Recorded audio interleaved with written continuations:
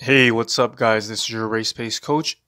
Have you ever felt that your swimmers are not confident in themselves?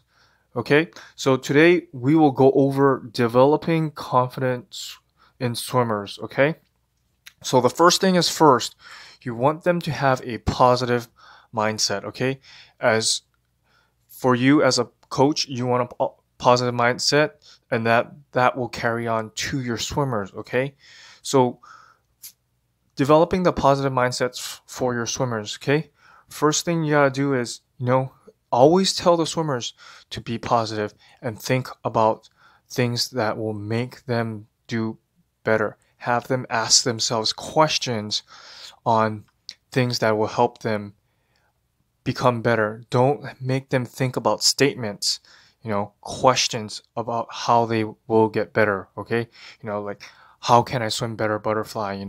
How can I do my underwater kicks better?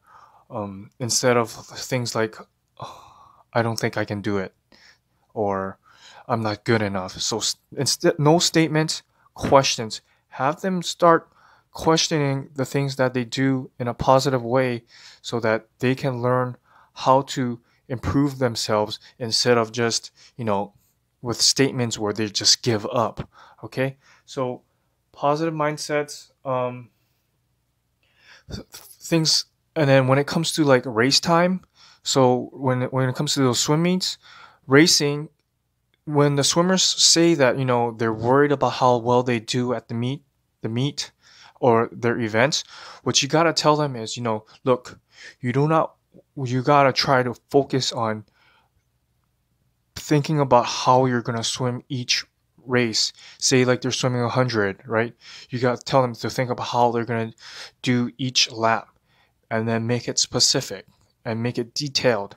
Okay, and then when they do that, they're going to be taking their mind off about worrying about how well they do, and then they're going to put all their focus into develop put their all their focus into thinking about how they're going to swim each lap with specifics and detailed. Okay, so,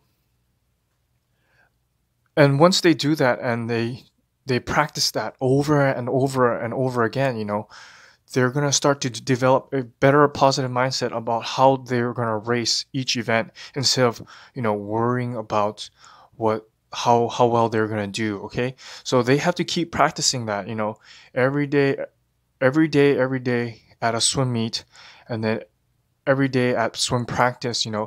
That's why that's why race pace training is so important, because you work on race specific events. Okay, you work on the certain race pace of 100, 250, and you're swimming at race speed. Okay, and that makes them work on the race strategy.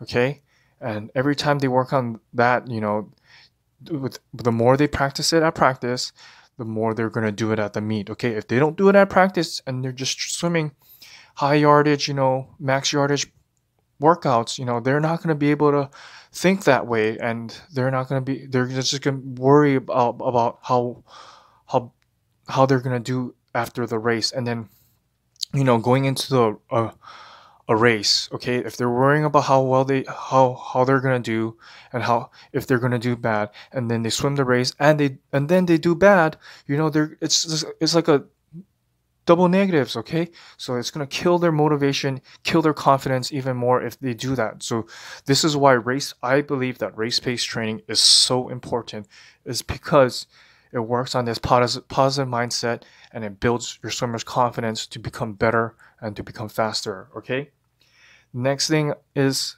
that I do is I encourage them daily. Okay, not once in a while, daily. Okay, um I talk to my swimmers. I have them do go sheets.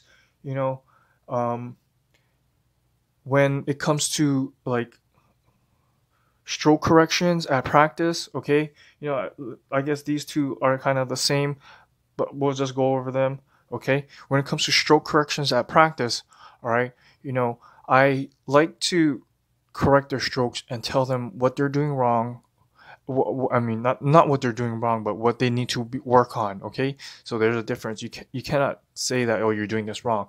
You just tell them, hey, let's do it this way, and then let's move on. Okay, instead of you're doing it wrong, here's how to correct it, and then stuff like that, because it's a negative and a positive. You just want positive, positive. Okay, so that's what they like to hear. Okay, that's what I've been doing for over what 3 to 5 years with race-paced training.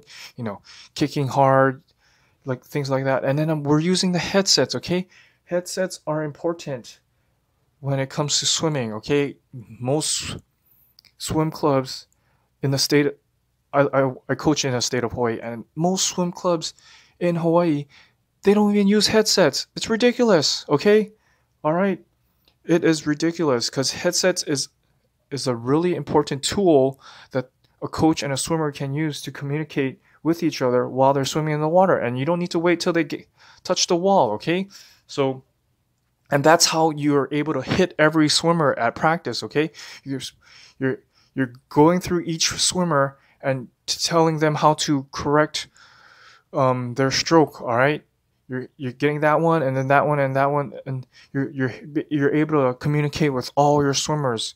Okay, instead of waiting one by one until each one gets to the wall, and then there's times when you forget about the other one. Okay, and what they have to work on, you can correct it then and there, and then move on to the next swimmer. All right, so encourage them daily, work with them daily. Okay, you want to, again, race pace training with headsets. I get all my swimmers, I correct all my swimmer strokes, correct, work on their race strategy while they're swimming, motivate them, push them through the water. Okay, but I only can do this through race pace training. If I do max yardage training, I won't be able to do this.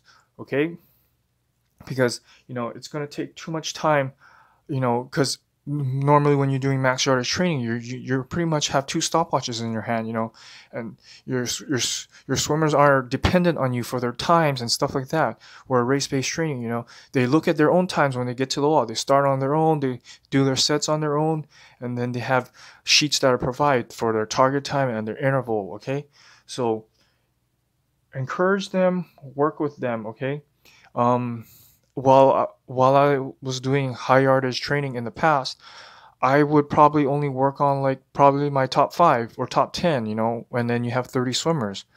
Okay, so doing race pace training and with headsets allows me to get everybody instead of just my top 5 or top 10 with high yardage, max yardage training.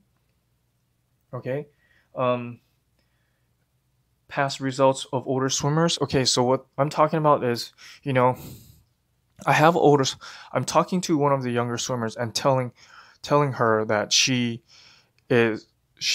her times are faster than this older swimmer, and this older swimmer is at like the winter juniors level, futures and higher level. Okay, and I'm talking to her, this younger girl who's at the 13, 11, 12, and then she just aged up to 13. I'm talking to her and then trying to build her confidence, and then have her see that she is faster than one of the older swimmers while she was 13, and when the older swimmer was 13. Okay, so that's one thing I like doing.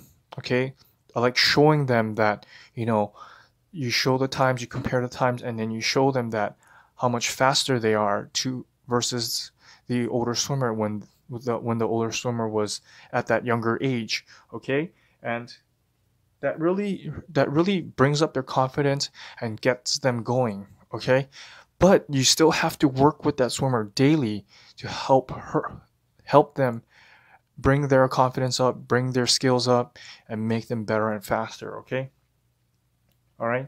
And then the last thing is, they need to enjoy a fun program. All right,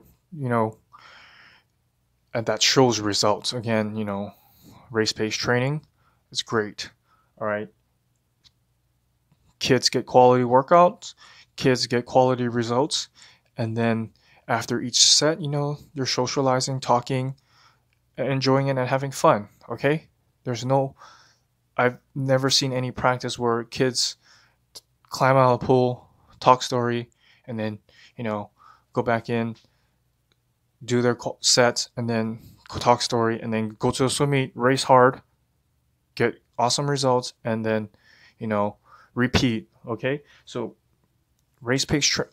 This is why I keep pushing race pace training. You know, I'm kind of glad that nobody in Hawaii really pushes race pace training, because that's the only I think that I have the only program in Hawaii that does race pace training, and which is great to me, because you know I'm taking advantage of it, and not many other coaches in Hawaii, they like to do max yardage or and high yardage program, a little bit of sprints here and there, you know, but yeah, I'm happy that nobody does it, because you know I get to I'm building on it first instead of everybody else. Okay, so remember now, to develop your confidence in your swimmers, you have to, first things first is that positive mindset. Okay, you know, encourage and work with them daily, and then, you know, when you see a swimmer that wants to get better, you know, you talk to them about this, the past results of an older swimmer, and how much faster they are than them when they're at that age,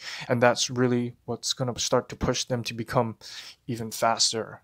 Okay, and then finally, and you know, they enjoy a fun program. Okay, so if you don't know about race pace, or if you want to learn how to do race pace in a quicker, shorter amount of time, you know, check out my Race Pace 101 course. Okay, it's going to teach you race pace, how I implemented my race pace program, and you know, it's like a 101 course. You know how it's basic, it's clear, you know, it's understandable, versus, you know, me in the past, you know, reading all that documentation, and then the 5 years of trial and error to get the race pace program up and running. Okay, so check out the race pace 101 program that I have. It's in the link description below. Check out the headsets that I use. Okay, and thank you for watching, and I'll see you in the next video.